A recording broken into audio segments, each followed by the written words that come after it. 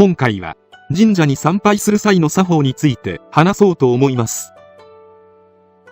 パワースポット巡りや御朱印集めなどで神社を訪ねている人たちが増えていますが、礼儀作法については何も学ばず、恥ずかしい行動をとっている人たちをよく見かけます。特に参道を歩くときに道の真ん中を歩く人、鳥居を素通りしていく人、このような人たちは例えるなら人の家に挨拶もせずに土足で上がり込んでくるような人です。神社のシンボルともいえる鳥居は神社の内側の世界と外側の世界を分ける門の役割を持っています。内側は俗世から隔てられた神の領域のため、参拝する際には鳥居の前でお辞儀をするのがマナーとなっています。また鳥居の下をくぐる際には参道の中央を通らずに端を歩くことが礼儀です。参道は聖柱と呼ばれる神の通り道であり、その邪魔をしてはならないと考えられているからです。そして基本中の基本である作法、二礼二拍手一礼は初詣やお参りの時に必ず行う動作で、誰もがその様子をイメージできるのではないでしょうか。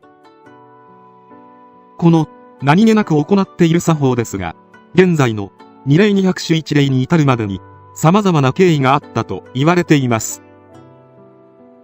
一つ一つの動作には神様を敬い尊う気持ちを表す意味があり、神社によってはより深く称えるためお辞儀や拍手の回数を増やすなど、二礼二拍手一礼とは異なる作法をする場合もあります。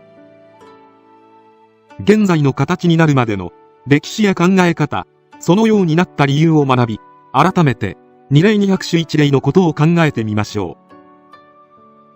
う。正確には1杯記念、2杯4拍手1杯と言い、ただのお辞儀や拍手でなく神様を称え心を込めて丁寧に行う動作です。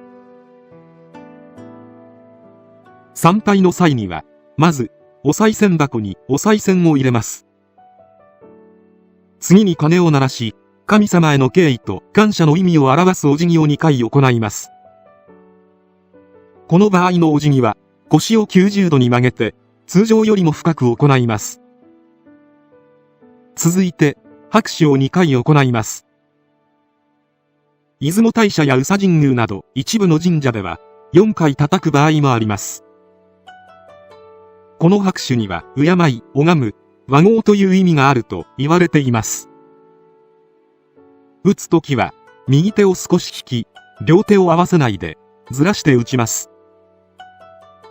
理由としては、神様と人はまだ一体ではなく、神様より一歩下がることで神を敬い称える心を表していると言われています。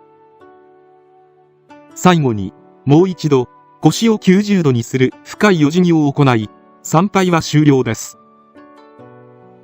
願い事に関しては一礼を行う前に心の中で唱えます。ただ基本的には願い事ではなく感謝の気持ちを唱えるのが理想とされます。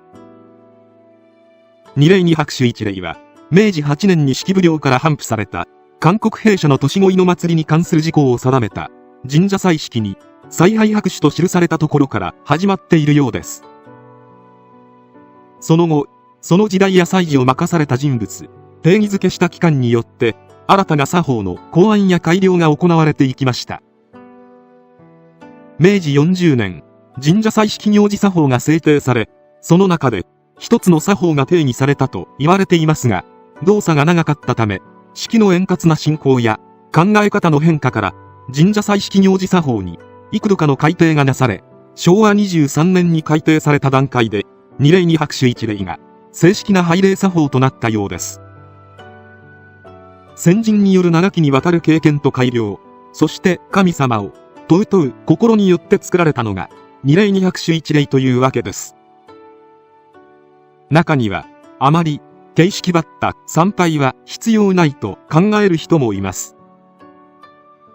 ただ作法の経緯を知っておけば神様を敬うということだけでなく、この作法を深く考えよりいいものにしていこうとしてきた先人の方々に対しても敬意を払うという気持ちを持って二礼二拍手一礼を心がけてみるのもいいかもしれません。今回の動画はこれで終わりとなります。よろしければ、動画のシェア、チャンネル登録、高評価ボタンのクリックをお願いします。コメントもお待ちしています。それでは、最後までご視聴いただきありがとうございました。